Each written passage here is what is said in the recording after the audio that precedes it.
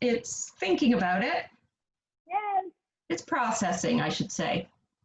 Meeting is now streaming live on Facebook. I think we are on, Lisa. Yay! Morning. Morning, Amy. Hi, everybody. Hi, Lisa. How are you? I'm well. How are you? Good. Happy Friday. I know, and it's gorgeous out. I can't wait to get out there and hit Queen Street and get my steps in. Yes. No need for a stepper today. I don't have to do it indoors. I'm going to get out there and do the real thing, pound the pavement. Excellent. Yeah. Okay, so everybody, my name is Amy Tsai, and I'm from Fit and Fierce, and we have Lisa Booth here from Expedia Travel in the Beaches. And we are live here on Facebook because we're doing a little series together. And if you missed the first one, we talked about travel post-COVID.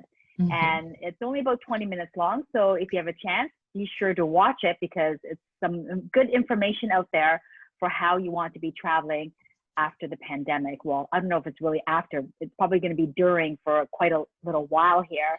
However, we have Lisa here, and we're going to be talking about river cruising. And I can't wait to talk about it because I've heard so much great things about river cruising, and I can't wait to find out all the different options of river cruising. Right, Lisa? There's something for everyone. There really is. Can I share with you my presentation? Yes, please Here we do. Go. Okay. And share. And I think we got off to the wrong. There we go. Most of the pictures you'll find are ones that I had taken myself. This was, we were about to embark on our river cruise along the Danube, and that's the Hungarian Parliament.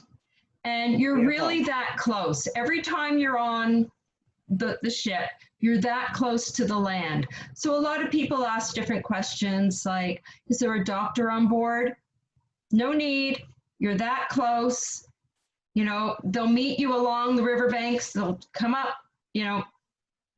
So there's no concerns that way, like when you're on a big ship and you're out in the open waters, you're on the river. And it's just amazing. And what makes it so special? Well, there's another picture in the heart of the city. We hung around Budapest until later in the evening, and we departed and we went through, and you just get to see the city lights. It's absolutely amazing. And you go nice and slow, so it's easy to take pictures. There's absolutely no rushing involved. And it takes you right through the heart of all the cities. You land right in the action. And it's the fastest growing segment, and it's going to grow even more now. Now that people are getting a little bit leery on getting on the big ships, with these, you're looking at approximately 160 guests. Right, and then, okay, so I'm not familiar with cruising, generally speaking. So 160 guests in comparison to ocean cruising, how many people typically are on like the big ocean liners? Okay, well, the one I was on in a year ago, April, we had over 5,000 guests. Oh, wow. Not people on the ship, 5,000 guests. It was a mega ship. It was a beautiful ship. There was something for everyone. I mean, I would love to share that one. And it was called the MSC Seaside, and I really enjoyed it. And then later on, last October, I was on a much smaller ship, maybe around 3,200 guests or so, and I was in the Mediterranean. Right. So this is quite a bit smaller, river cruising. Right. And here's just a glimpse to the interior of the ship I was on along the Danube. I've only thus far been on 3 river cruises. I've been on the Po, which goes out of Venice, the Danube, and I've been on the Rhine. And here we were, this was the Amalira, and that's just a little peek of her insides. And there really is great value, because not only are you getting 5-star service and beautiful accommodations, but your shore excursions are included. There's nightly entertainment, there's information seminars. So if you're traveling from one port to the next and there's something they want to share historical about your next destination, there'll be someone there making all this information as available to you. And right. And so what's the biggest difference? I mean, outside of the size of the ship and the amount of people between like the ocean liners and, let's say, river cruising? I just want to understand the biggest difference between the two. And like what's the benefit of like river cruising versus a big ocean liner out in the ocean? well, first off, you're on the river, so you're really not going to feel any movement whatsoever. The ships are going very smoothly, they're going slowly. The whole idea is for you to be able to take in the shoreline. And rivers are only so wide, so oftentimes you might be looking off to the right and you go, my goodness, I want to check what's off to the left. And so, you know, it's not like you have to hold on. You're moving slowly. You can just go over. You can check out both banks of the river. It's a more intimate setting because you have less people there. You get to be more familiar with the staff because you're just not encountering as many people. And it's a very calm environment too. Not to say it's not active. It can be very, very active. Here's when we were in Venice. And so, by example, they took us around the city in the morning. Thankfully, it was in a bus because it was raining that morning. And we went all around Venice, and then we had the afternoon and evening free. And thankfully, the rain stopped. And many of us went to an operetta in the evening after dinner. So we walked around the city all throughout the day, went back to the ship for dinner, got changed. We went back out. We went to the operetta. We came back. Some people did it as an organized excursion with the cruise line. My friend and I, we wanted to be a little more adventurous. We walked there. It wasn't a long walk. And then we decided we really wanted to check out the public transit to see what it was like as a local. So we took the U-Bahn back. We only had 3 stops and we were right in Venice. So, Nice. And so to your question, the ships are more intimate and they offer a lot more personal space. Oh, that's what it looks like. I had I've never seen it. Yeah, that's the ship I was on. There's different classes. You can see up here, these people have what are called French balconies. They have a railing right there and the sliding door opens up.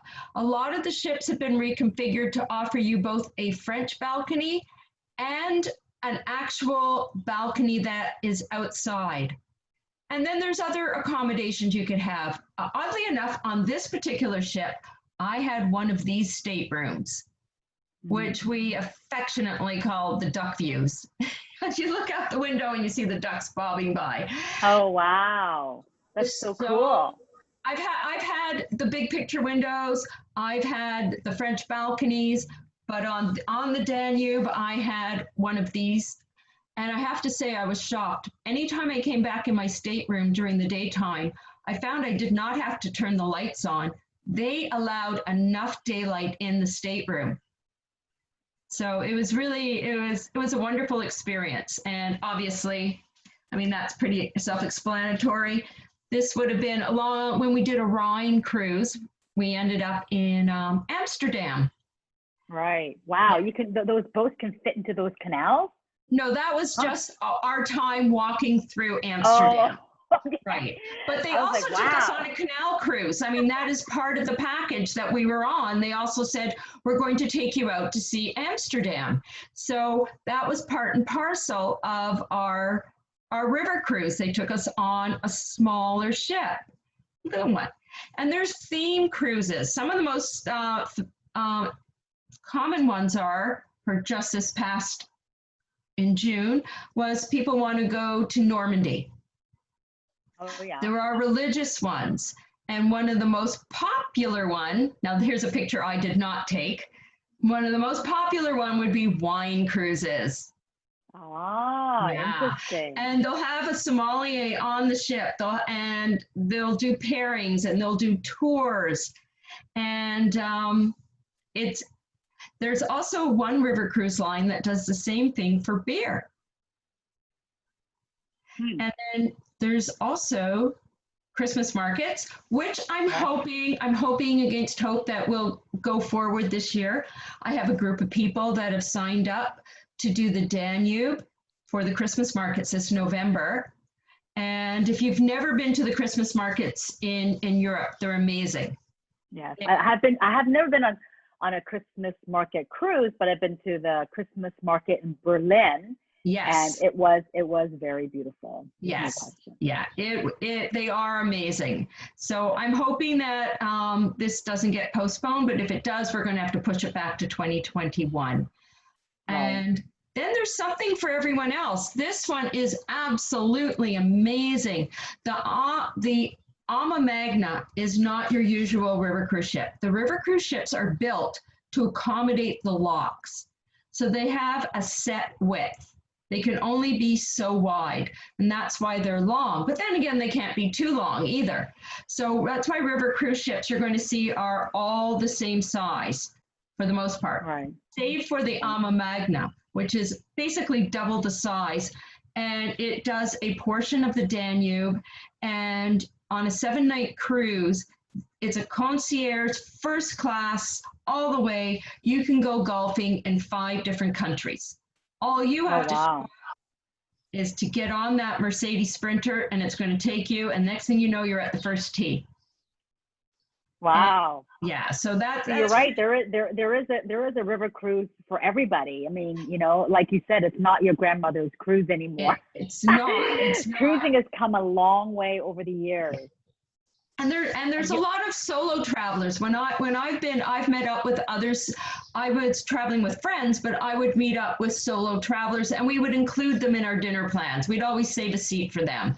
And the river cruise often either eliminate or greatly reduce the single supplement. So unlike the big ships where you're often having to pay a single supplement, that's often not the case with a river cruise. And also, if you've ever been on one of the big ships, you know, you have to be there at a set time to embark. And when you come into port, it's very organized to get people off the ship so they're not waiting in line to get off. This is what it looks like getting off and on a river cruise. Oh, there's no lineup. You just walk on, you walk off. It's that simple. And there you are. You're just in the heart of town. And I did mention excursions.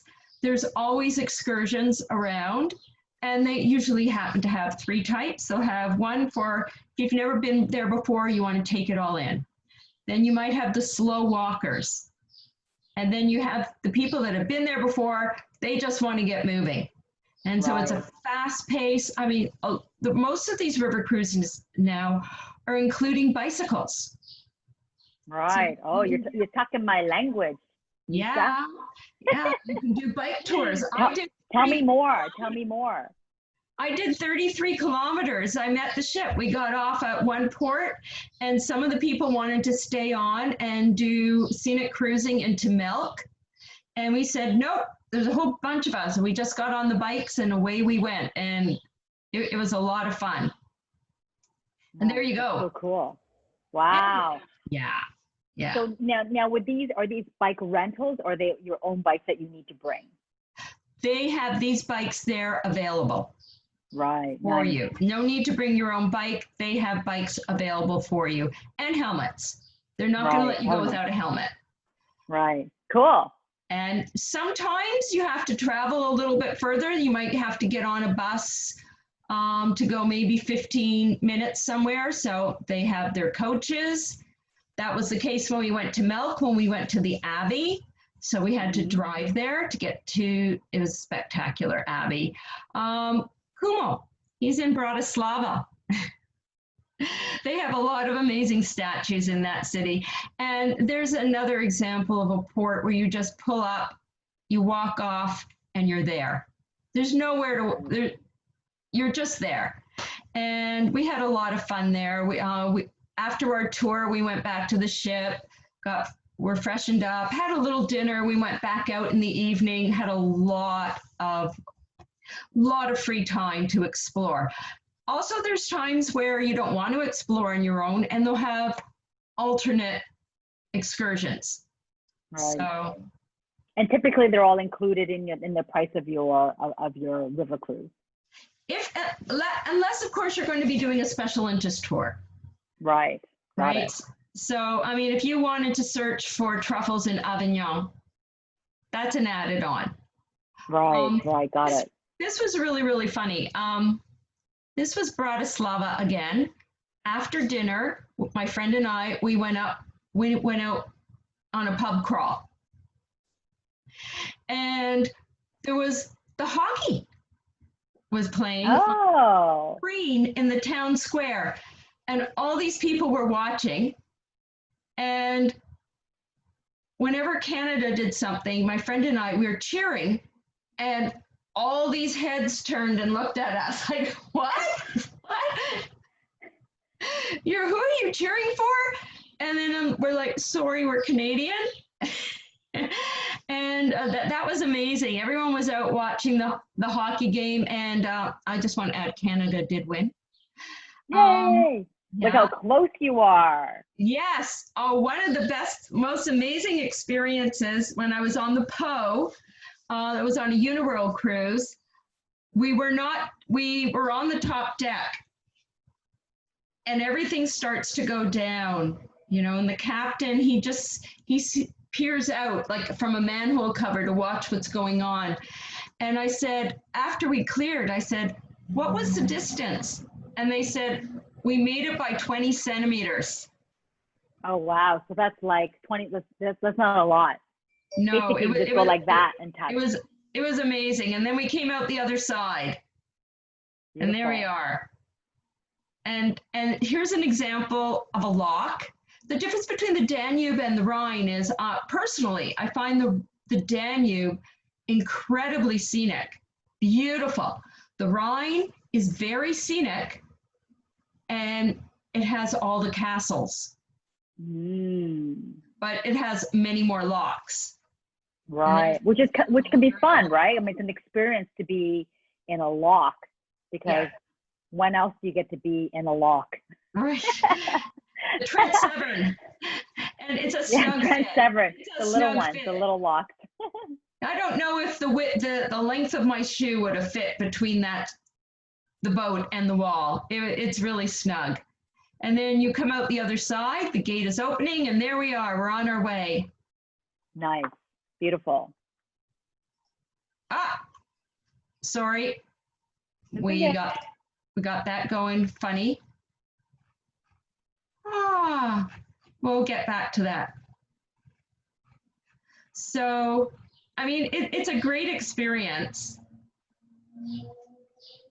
It doesn't want to go past this. It doesn't. There we go. Oh, here we are. Oh, nice. So that was there you could see going through along the Po, how close it was. I popped my head up to take a picture. Right. Wow, that's pretty close. And those people obviously got back down before they got to the bridge, right? Yeah. Okay. And here we are, just one of the many castles along the Rhine. And oftentimes with the GPS, it'll tell you which castle you're looking at. Mm-hmm. And this would have been someone on a bus tour. Right. So you're not having to get up early to get on a bus to go and pack your bags. Make sure you get your bags on that bus by a certain time to go to your next destination. Your clothes is still hanging up in the closet. Your toothbrush is still in the bathroom. Your accommodation takes you from one stop to the next to the next. Regensburg, It was absolutely beautiful. But it's, it's not always go, go, go. There's plenty of time to sit back and relax. Right. And then I think, I'm trying to remember where this was. This is Germany somewhere. Cologne, maybe? And there's an example of nightly entertainment. You're not going to get the big bands and the comedians coming on board. You're going to have something local. Someone's going to get on the port. They'll stay with you. There'll be music. And then they'll get off at the next port and they'll meet the sister ship. And then the sister ship will have the opportunity to listen to what the music you enjoyed the night before. And of course, Okay, here's everybody's favorite, fine beverages. fine beverages. That was in Nuremberg. I have the glass on the shelf to prove it. And there's fine dining. Pretzels. And what do you call those sausages? Bratwurst? You know what? I have to come clean. That wasn't my plate. I don't eat meat, so but I can tell you I had the best potato soup and pretzel there. Oh yeah, potato soup there is very good. I have had that there. And then in Vienna, well, you have to go out for coffee and dessert. And pastries. The Viennese pastries are the best. We had to. I mean, it wasn't like we could not. And then I think I mentioned we took the U-Bahn back only because we wanted to, not because we had to. Right. And Nuremberg, I believe, and Venice. We were right in the harbor. We were docked right in the harbor in Venice. You go on the large ships. They're out a little bit, and you would take a Vaporato into town, the water bus. When you're on the river cruise, we were right across from the cathedral. And this is us sailing away. And there's many other historical excursions involved. This was really, really interesting. They took us to the Nazi Documentation Center. Wow. They took us to the rally grounds, and you learn from history there. They were saying that they didn't raise a lot of the old buildings because they did not want them to be a site that people came to, so they repurposed many of them. Right. And some of the centers are really interesting because one of Hitler's fabled buildings, I forget which one it is now an immigration office. Right. And the rally grounds are a place for concerts and drag races. Huh. So they repurpose, and this was really, really interesting for me. We went for a walk and we went to see Courtroom 600. The exact courtroom is still active today, and that's where the Nuremberg trials took place. Wow. It was very exciting. And you get a little neighborly. In the past, pre-COVID, if you were, let's say, on this Avalon ship and you wanted to come through to the port, you would literally pass through each ship. Oh. And that's how it had been done for years. What they've done now is they make everyone go up to the roof, and you pass through the open roof and back down. Right. Or you just don't you don't dock in tandem, you dock in sequence now. Right. The food is fresh. There's limited space. They're not going to be stockpiling food on the ship. You saw how close you are to the land. So what happens is they bring the food to the dock to sell to the chefs, and they get to hand pick. And here he's looking to decide what fish is going to be on the menu that night. Wow. It's That's that so cool. fresh. And they feed you very well. Very well. By the looks of that yummy dessert. Yeah, it's hard to say no. Yeah, no, you don't say no. Don't say no. Say yes. No. And so what you want with river cruising is you want your travel agent to find out exactly what you want to get out of it. There's different styles of river cruising. There's different price points. There are some that are incredibly inexpensive. There's groups that offer, special pricing, special themes. I know there's one that's come out recently where it's gearing to a more younger generation. But I have to say, from my own personal experience, yes, it will attract some older people, but it seems to attract a lot of people from the mid-40s up. The mid-40s and 50s, because these are people that they don't want to sit back and do a leisurely bus tour. A lot of them want to get out and explore. They want to get out, they want to get their feet on the ground and they want to take in the city, and they want to take in as much as they can. They're not looking to sit back. They're looking to get out, explore, or take advantage of any of the cycle tours that are available to them. Right. Nice. So, what are your thoughts? Yeah, you know what? You know what? There's some great options out there. And tell me, Lisa, what about like post-COVID? Like, what's going on? Are there like better deals going on right now? Like, is it a good opportunity to be looking for something perhaps in the late fall, maybe the Christmas market, or are we looking at next year? I think there's a lot, like the larger cruise lines, they've come up with very generous rebooking policies. And I know in particular, we'll speak of AMA Waterways, who I've got my Christmas markets tour with. Mm-hmm. If they open up the EU and AMA Waterways feels that they cannot offer the true experience that you would have paid for, the cruise is not going forward. So speaking of cruises not going forward, there are some that have been canceled thus far, up until the end of the month, let's say. Right. Those people had the option, if it was canceled, they got an option of a refund or a grossed up future cruise credit.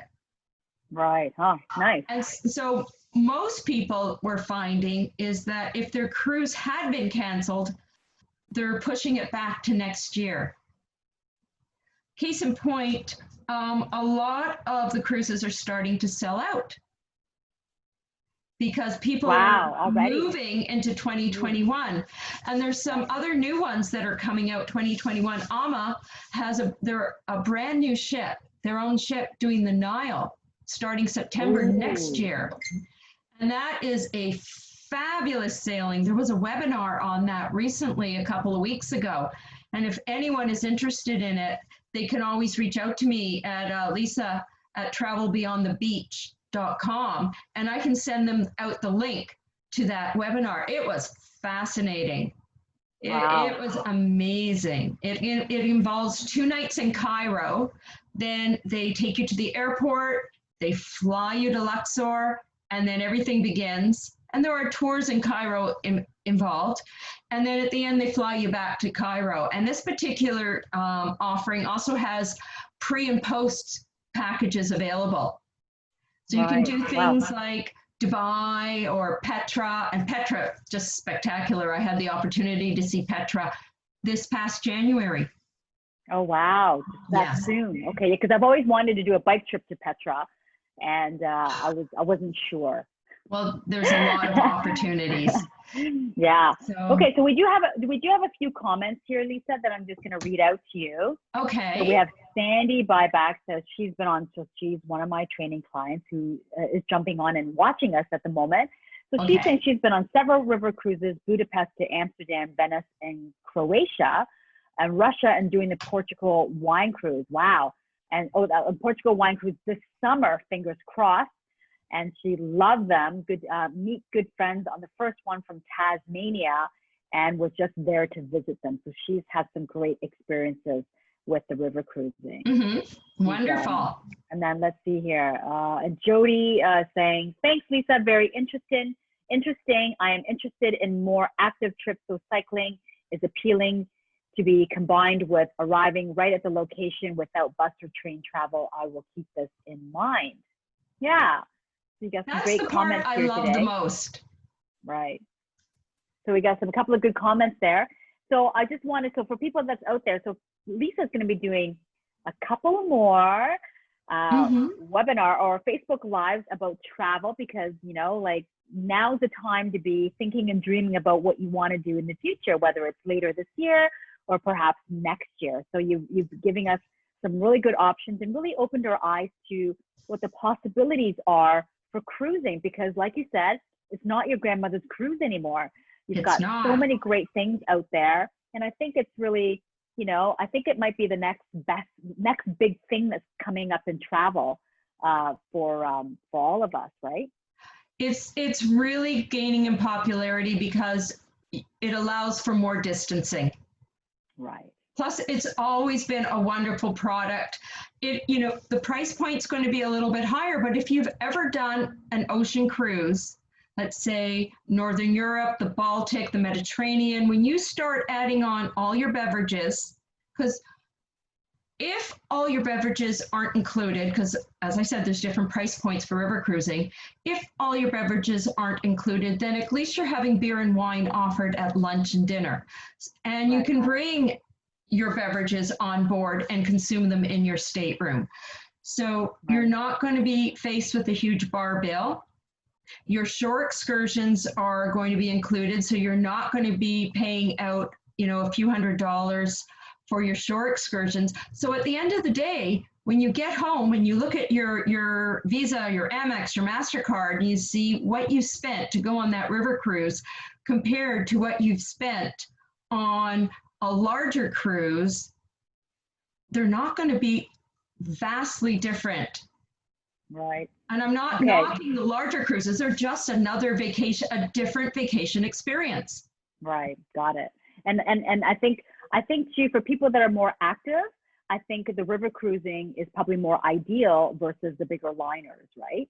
Oh, absolutely. And yeah, it seems that way. Like I said, I've never been on a cruise before, but definitely you've opened up my eyes to river cruising, and as well for the people out there that are watching. And here's the benefit of using a travel agent. I know we're kind of, it's a little bit, in some cases, a little bit out of fashion to be using a travel agent that we used to do years ago, but this is what we're missing out on, is expertise, like what Lisa has when it comes to travel, when it comes to all the different products that are available out there. And also she's advocating for you as a client versus you having to figure out what's going on, especially in a situation that we're in right now with the coronavirus. So it is really interesting to kind of like, oh yeah, the traveling, we kind of forgot about the travel agent. And here we are, and to talk about, the real benefits of using a travel agent, especially in a case like this, right? Where you can actually kind of have somebody like Lisa to work with you to figure out all the things that you want out of your vacation. Absolutely. And remember, when you're booking with a travel agent, you're not paying to book that cruise. You're not paying. Yeah. But So in other words, our assistance all the way. Yeah. So in other words, you're not paying more to use a travel agent. You're actually getting more value by using a travel agent. And you may ultimately pay less as well, especially if I have a group there. If I have a group on a sailing, whether it's my own group or my corporate group. If my corporation has a group, I can slide you in there and you'll get the benefit of that as well. Right. Amazing. So there's so many amazing opportunities. And it's something, I think, if you tried it once, if you're an avid cruiser and you've tried river cruising once, you'd be going, wow. Right. This is the way to go. This is it. Well, thank you, Lisa. That was very enlightening. And I wanted to thank you very much for your time. So everybody that's out there, feel free to reach out to Lisa. She's in the beach, but of course she's everywhere because we're now on the internet. And also we all are. We're everywhere, but at the same time, we're nowhere. Yes. So yeah, we're at home. So beyond Facebook, if you wanted to reach me by email, it's Lisa at Travel Beyond the Beach. Love it. I love it. Thank you again. And so Lisa, so tell me what your next topic's going to be. Do you have any idea? I am planning on talking about solo traveler. Solo travelers are not always single travelers. They can be, but they need not be. And what are the options out there for those looking to travel solo? That's what I'm going to tackle next time. Yes, until next time. Okay. Thanks, Lisa. All right, thank you again. Thank you everyone that joined in. It was great chatting. Bye. Bye.